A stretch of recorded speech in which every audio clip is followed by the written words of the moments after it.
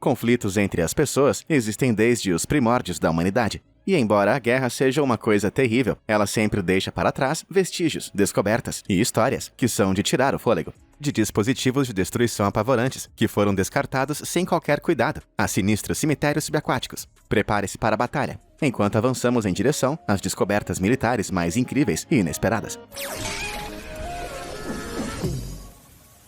Descobrindo o inacreditável.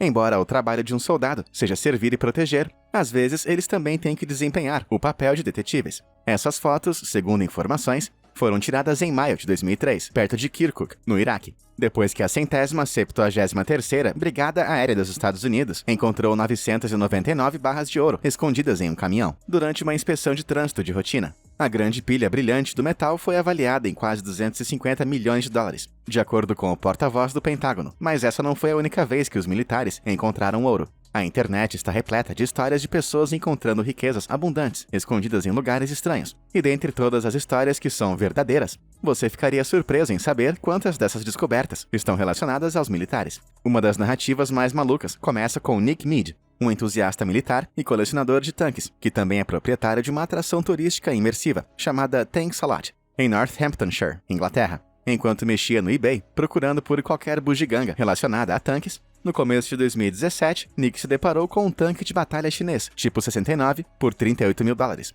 Construído no começo dos anos 1980, o tanque era uma réplica chinesa do projeto de tanque russo T-54, que se tornou o tanque mais produzido de toda a história, com quase 100 mil unidades tendo sido manufaturadas. Mas ao contrário do modelo russo, o tanque chinês tipo 69 é considerado uma raridade dentro do mundo dos tanques de guerra, com menos de 4.500 unidades, tendo sido produzidas desde seu lançamento em 1958. Acho que nem preciso dizer o quanto Nick ficou empolgado. Quando o chinês tipo 69 chegou a Tanks a Lot, Nick logo começou a trabalhar. Ele examinou as condições do tanque, em busca de partes danificadas que teriam que ser substituídas. Como parte do processo, a equipe de Tanks a Lot vasculhou cada vão e cada fresta do tanque recém-chegado, por medidas de segurança. Afinal, tanques são veículos blindados, e muitos deles contêm cargas explosivas. Durante a busca em seu recém-chegado tanque chinês, Nick e sua equipe encontraram uma coisa bem peculiar. Parecia que um dos galões de combustível estava preso. E mais estranho ainda, parecia que ele estava cheio de algo bem diferente de combustível. Quando um dos funcionários da Tanks a Lot tentou pegar o que estava ali dentro,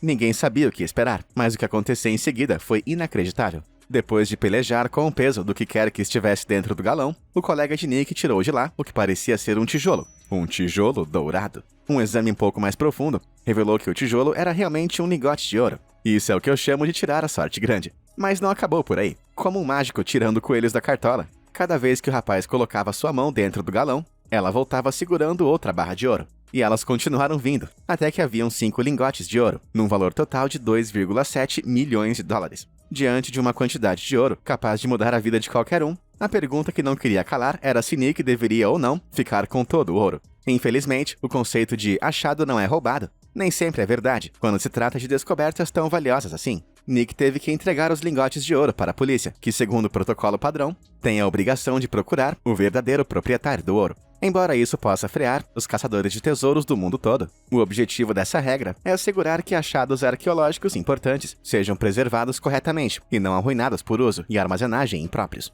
A pergunta de como que todo esse ouro foi parar dentro de um tanque nunca obteve uma resposta definitiva, mas o tesouro deixou sim uma trilha principal para ser seguida. A teoria mais aceita sugere que os lingotes de ouro foram roubados do Kuwait durante a invasão do país em 1990. Durante o conflito, soldados iraquianos eram notáveis por roubar bilhões de dólares em itens do Kuwait durante a operação, e apenas uma pequena parte foi recuperada. Além disso, um registro abrangente mostra que o tanque chinês, tipo 69, foi usado na Guerra do Golfo, depois que a China vendeu mais de 2.000 de seus tanques nos anos 1980. No entanto, um ano depois da incrível descoberta do tanque cheio de ouro, ainda não havia resposta oficial se Nick poderia ou não receber permissão para ficar com o ouro, que não foi reivindicado. E não existe qualquer atualização recente sobre o caso. Então, só podemos especular que Nick ainda está no limbo dos milionários. No entanto, se Nick puder ficar com o ouro, ele pode mudar o nome de Tanks a Lot para algo mais apropriado, como Tanks a Million. Bombas atemporais. Embora a Guerra do Vietnã tenha terminado em 1975, estima-se que ainda existam cerca de 800 mil toneladas de bombas não detonadas, espalhadas por todo o país, bem debaixo do solo. também conhecidas como munição não deflagrada. Essas bombas esquecidas dos tempos de conflito são a fonte de perigo terrível para os civis, que estão apenas fazendo seus serviços diários. Em abril de 2021, fazendeiros locais da comunidade vietnamita de Sung-Yon encontraram uma bomba ativa de 340 quilos, enquanto trabalhavam em um arrozal. A bomba era um M117 Destructor, um tipo de mina que utiliza o modelo de detonador, conhecido como fusível magnético de proximidade. Esse fusível é projetado para ser ativado pela aproximação de objetos metálicos, como tanques e submarinos. E é um milagre que nenhum equipamento agrícola tenha ativado o gatilho nas 5 décadas que a bomba ficou escondida ali. Com o risco iminente dessa magnitude podendo ser facilmente encontrado, em países com um histórico de guerras, é preciso ser muito cuidadoso ao se iniciar um novo projeto de construção. Em dezembro de 2020, trabalhadores de uma construção encontraram o que parecia ser uma bomba no aeroporto internacional Hazrat Sharjah, em Bangladesh. A descoberta aconteceu quando os trabalhadores estavam prestes a começar uma escavação no terminal número 3 do aeroporto para uma obra de renovação. Depois de ser notificado, o esquadrão antibombas da Força Aérea de Bangladesh correu para o local para realizar uma remoção meticulosa da munição não deflagrada. E por sorte, eles conseguiram retirar o item sem qualquer tipo de problema. Embora o aeroporto em si tenha começado a operar nos anos 1980, é provável que a bomba tenha sido plantada durante a Guerra de Libertação de Bangladesh contra o Paquistão em 1971. De forma assustadora, a construção continuou, e a bomba permaneceu oculta, espreitando sob os pés de incontáveis pessoas alheias por décadas. Mas se você não achou a bomba no aeroporto, assustadora o bastante, imagina só como você iria se sentir se soubesse que estava andando sobre uma que estava enterrada há 49 anos, e que poderia ter disparado a qualquer momento. Nós já vimos o quão assustador pode ser encontrar uma bomba não deflagrada. Mas o que você acha de uma bomba muito grande, recheada com centenas de bombinhas menores? Em 2006, essa obra vinda de um pesadelo foi encontrada no Líbano, na periferia de uma pequena vila chamada Ouazayé. Essa é uma bomba de fragmentação, que normalmente é disparada ou lançada, e se abre em pleno ar, para liberar centenas de bombinhas menores. Algumas variedades têm a capacidade de cobrir uma área do tamanho aproximado de um campo de futebol. Por conta de sua capacidade de destruição em massa, inclusive de civis, o uso de bombas de fragmentação é considerado muito controverso. E esse é mais um motivo para os moradores da vila ficarem gratos por essa bomba não ter atingido seu objetivo. Cemitério subaquático.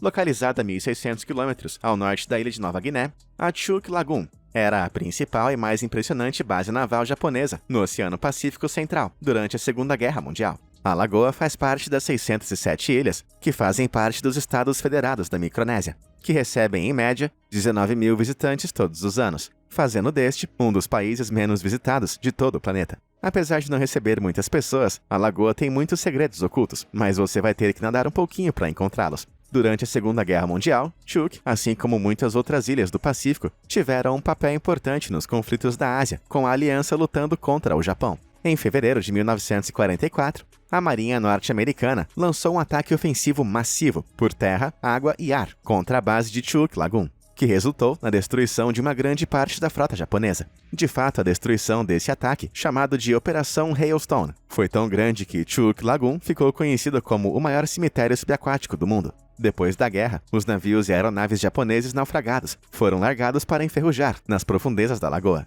O mundo seguiu adiante e o cemitério subaquático de Chuuk Lagoon foi esquecido. Nos dias de hoje, apenas mergulhadores podem entrar na lagoa para se aprofundar nessa história militar. O campo de guerra subaquático abandonado de Chuuk está repleto de relíquias chocantes dos tempos de guerra, mas isso não é tudo. Mais de 4 mil soldados japoneses foram mortos ou feridos durante a Operação Hailstone, e a maioria permanece junto dos destroços naufragados. E diversos mergulhadores já conseguiram de fato encontrar alguns crânios. Por esse motivo, apesar de todo o seu significado histórico, Chuuk Lagoon é um dos lugares mais sinistros para se mergulhar, especialmente porque os mergulhadores nunca realmente sabem o que ou quem eles vão encontrar lá embaixo. Essa descoberta subaquática deve ter feito os mergulhadores ficarem sem fôlego, já que ela se parece com uma espécie de mergulhador militar fantasmagórico que perdeu sua vida em batalha. Felizmente, essa figura humanoide enferrujada é na verdade uma bomba de drenagem, presa a um dos destroços de navio mais famosos de Chuuk Lagoon, o Fujikawa Maru, um colossal navio de cargas armadas que repousa 34 metros abaixo da superfície. O naufrágio de um navio de cargas como o Fujikawa Maru significa que toda uma variedade de outros itens de artilharia terrestre também pode ser encontrada nesse sinistro túmulo submerso, como esses tanques que possivelmente estavam sendo transportados para a base naval. Essa área do Oceano Pacífico Sul está lotada de história militar. E isso não se limita a Chuuk Lagoon. 1.600 quilômetros a oeste de Chuuk Lagoon, fica a pequena nação insular de Palau, que é outro ponto crucial para o descobrimento de relíquias militares. Uma das descobertas recentes mais impressionantes foi feita por turistas que estavam andando de caiaque ao longo da costa de Palau, em agosto de 2017. O que eles encontraram nesse pedacinho de paraíso tropical não foi uma ave exótica, e sim um avião. Esse avião da Segunda Guerra Mundial, em particular, está nessa pitoresca lagoa em Palau há mais de 75 anos, e a Mãe Natureza com certeza cobrou seu preço por isso, cobrindo toda a aeronave com lodo, corais e vida marinha. Dada a aparência de paraíso tropical das ilhas de Palau, a simples ideia de que esse foi o palco de alguns conflitos bem sangrentos da Segunda Guerra Mundial no Pacífico parece difícil de acreditar, mesmo com tantas evidências bem diante de nossos olhos. Fantasma do Pântano.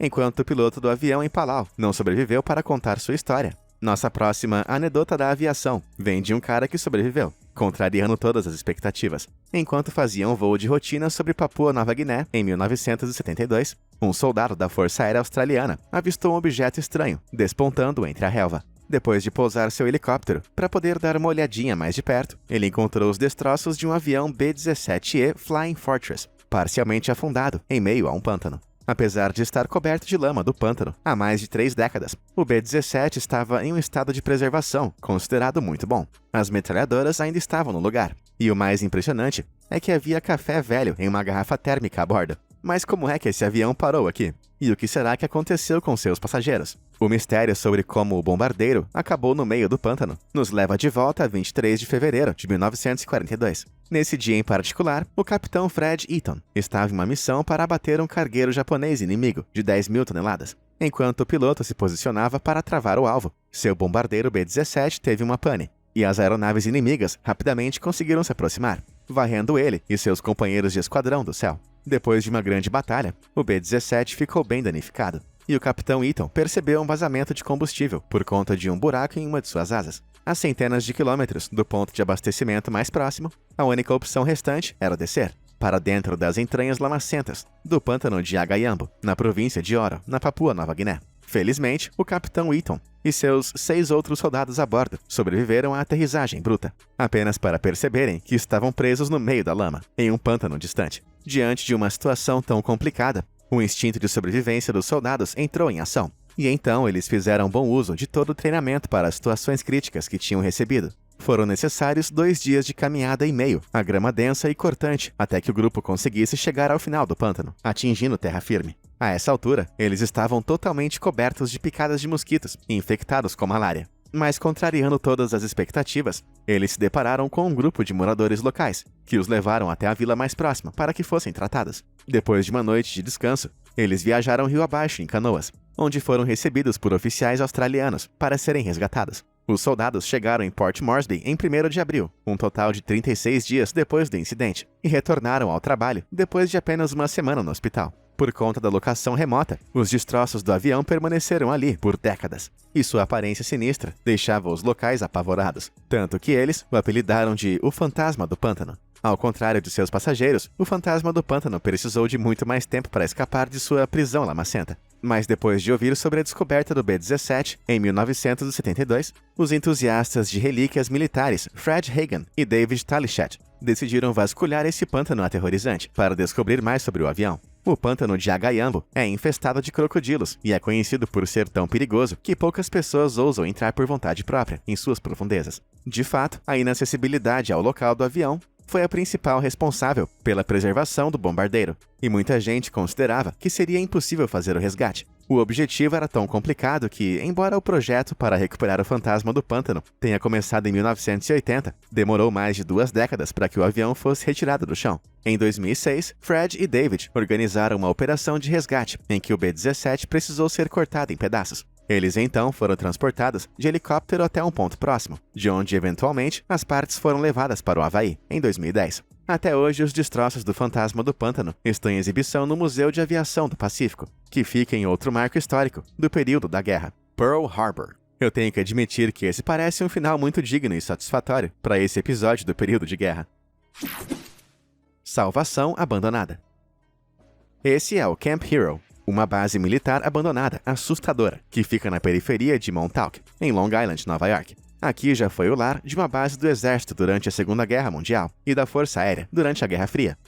Antes de Camp Hero ser tirado de operação, em 1981, o lugar agora é administrado pela Organização de Parques Estaduais dos Estados Unidos. Hoje em dia, apenas os exploradores mais corajosos são capazes de encontrar o exterior inquietante do complexo. E apesar de parecer um lugar assombrado à primeira vista, as coisas são muito mais científicas do que isso. Esse lugar é bem assustador, mas a cerejinha em cima do bolo é a torre de rádio que desponta sobre o horizonte de Montauk. Construída durante o auge da Guerra Fria, essa antena que transmitia sinais para uma rede de outras torres ao longo da costa leste dos Estados Unidos tinha a intenção de dar aos militares norte-americanos um aviso de 30 minutos antes de um eventual ataque nuclear soviético. Mas o seu propósito mórbido não é a única coisa pavorosa a respeito desse lugar em seus dias áureos. Em 1992, o autor e teórico da conspiração chamado Preston Nichols publicou um livro com o nome de The Montauk Project: Experiments in Time, no qual ele escreveu sobre alegações de crianças sendo sequestradas,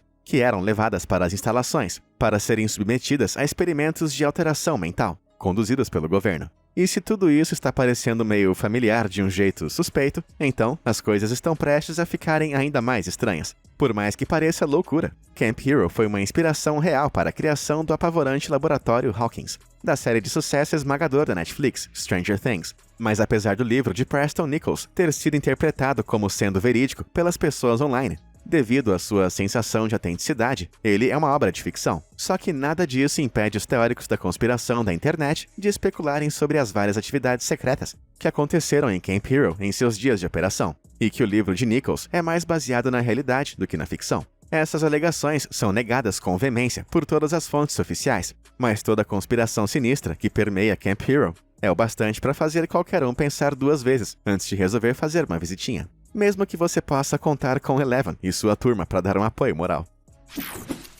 Tanque de milhões. Desde seu lançamento, durante os tempos de guerra em 1916, o tanque de guerra tem sido uma ferramenta muito usada pelas Forças Armadas durante os conflitos. Mas você já se perguntou o que acontece com o tanque quando sua carreira militar é encerrada? Projetado para ser quase indestrutível de maneira natural, descartar um tanque é um trabalho bem pesado. Geralmente, os tanques recuperados dos campos de batalha são desmontados, as partes valiosas são removidas, e então as sucatas vão para a reciclagem. Mas é claro que alguns acabam ficando para trás. Embora esse possa parecer um fóssil jurássico, esse é um tanque do século XX, que é datado do período da Segunda Guerra Mundial, e foi encontrado por um batalhão norueguês de engenharia pesada, em agosto de 2007, na Noruega. Depois da Segunda Guerra Mundial, o exército norueguês conseguiu obter os tanques que restaram dos alemães, chamados Panzers, que foram entregues como compensação depois da derrota do eixo. E tudo que eu posso dizer é que os noruegueses deram um uso peculiar para esses tanques. Em 1953, o exército norueguês construiu um forte de defesa nas proximidades do aeroporto e campo de aviação Bardufoss, no norte da Noruega. O propósito desse forte era armazenar armamentos pesados para uso imediato, com variedade o bastante para cobrir todas as entradas do espaço aéreo, caso as forças inimigas tentassem tomar a área, como a Alemanha havia feito em 1940. Como última barreira defensiva, os tanques Panzer foram enterrados até metade em concreto, e buracos foram abertos nos fundos, para serem usados como túneis de transporte de munição para dentro e para fora dos tanques, para o caso de um embate. No entanto, em 1960, o forte foi expandido e a barreira extra de fortificação foi criada, fazendo os Panzers se tornarem redundantes. Então, os tanques foram totalmente cobertos com concreto e esquecidos, depois que o forte foi desativado nos anos 1980. Isso é, até que eles foram escavados em 2007, depois que os rumores de sua existência reemergiram. Caramba, toda vez que eu tento cavar algo legal, tudo que eu consigo são tralhas antigas, sem valor algum. Será que é pedir demais encontrar um tanque ou dois por aí? E agora vamos sair do concreto para um lugar verdejante. Essa foto sinistra de um tanque, abandonado em meio a um belo campo, foi tirada na ilha de Chunshu. Mas onde é que fica isso? Bom, Chunshu é parte das Ilhas Kurilas, uma cadeia insular no noroeste do Oceano Pacífico, que foi alvo de uma ofensiva soviética, que ocupou a ilha em agosto de 1945. Embora você possa ser enganado em pensar que os tanques como o dessa foto, nos campos floridos de Chunshu, são uma bela visão, as batalhas das quais eles fizeram parte tiveram um impacto pesado em vidas humanas. Então, esses tanques ficaram em um brutal contraste com os campos ao seu redor, como um lembrete solene e perturbador dos horrores da guerra. Maluquice submarina. Há um ditado que diz que, às vezes, as coisas acabam aparecendo onde você menos espera. Mas nossa próxima descoberta militar leva o inesperado a um outro nível. Dá só uma olhada.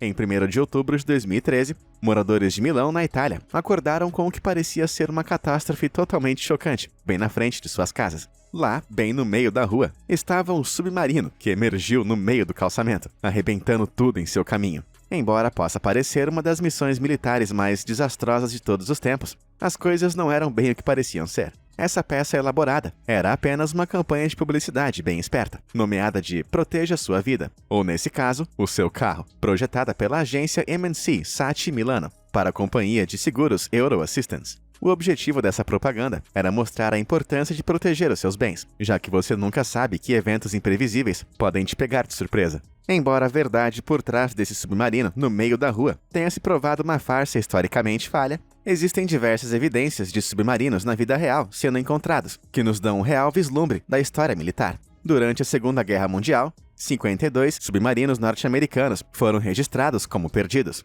com um total de 3.506 militares tendo sumido junto com eles. Um desses submarinos desaparecidos era o USS Greyback, que até o seu eventual desaparecimento era um dos mais bem-sucedidos dos Estados Unidos durante a Segunda Guerra Mundial. Durante suas 10 patrulhas submarinas, lhe foram atribuídos os naufrágios de 14 embarcações inimigas, com uma carga total estimada em 63.835 toneladas, incluindo o submarino da Marinha Imperial Japonesa. Mas apesar do seu sucesso, ele não teve um final feliz. O mistério começou em 28 de janeiro de 1944, quando o USS Greyback partiu de Pearl Harbor para sua 10ª patrulha de combate. Quando março chegou, o Greyback estava com 3 semanas de atraso em seu planejamento de retorno, e ele finalmente foi dado como desaparecido, junto com os 80 membros da tripulação a bordo. Depois da guerra, a Marinha tentou juntar pessoas para descobrir o que realmente aconteceu com o submarino. E em 1949, tudo que eles tinham conseguido deduzir era a localização aproximada de onde eles acreditavam que o submarino USS Greyback havia encontrado seu destino final.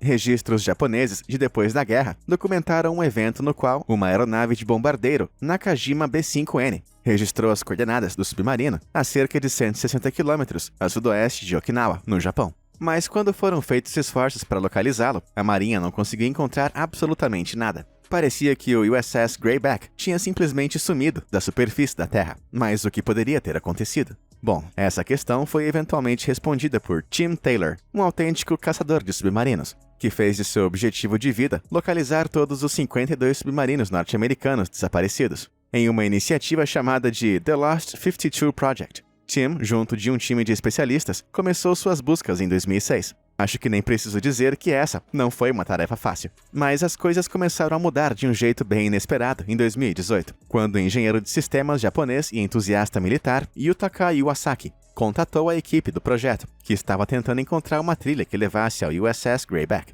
Enquanto estudava os arquivos da Marinha Japonesa, Yutaka encontrou a transcrição de uma transmissão de rádio feita em 26 de fevereiro de 1944. Em uma análise, ele percebeu que a tradução original da documentação em japonês, feita com relação ao Greyback, estava com um erro nas coordenadas da localização do submarino. Apenas um dígito estava incorreto. Com a descoberta das coordenadas corretas, mais de meio século depois do erro ter sido originalmente cometido, o time partiu em junho de 2019. E com uma ajudinha de drones subaquáticos, eles começaram a vasculhar o leito do oceano, em busca do Greyback. Apesar de estarem munidos das coordenadas corretas, ainda era esperado que a busca pela localização exata do Greyback pudesse demorar até um ano. No entanto, em 5 de junho, a equipe estava revendo alguns dados coletados pelo sonar de um dos drones subaquáticos. E para a alegria de todos, o Greyback surgiu diante de seus olhos, com esses drones super tecnológicos ajudando, e com a possibilidade de construir uma imagem digital com o sonar, Um mistério de 74 anos não foi apenas resolvido, mas também deu algum tipo de encerramento para as famílias dos 80 soldados americanos que pereceram junto ao submarino. Até novembro de 2022, The Lost 52 Project e outros projetos similares já haviam localizado 14 dos 52 submarinos perdidos, e eu mal posso esperar para ver o que eles vão descobrir nos próximos anos. Mas e aí? Você já encontrou alguma relíquia militar perdida? Diz aí nos comentários abaixo. Muito obrigado por assistir e até a próxima!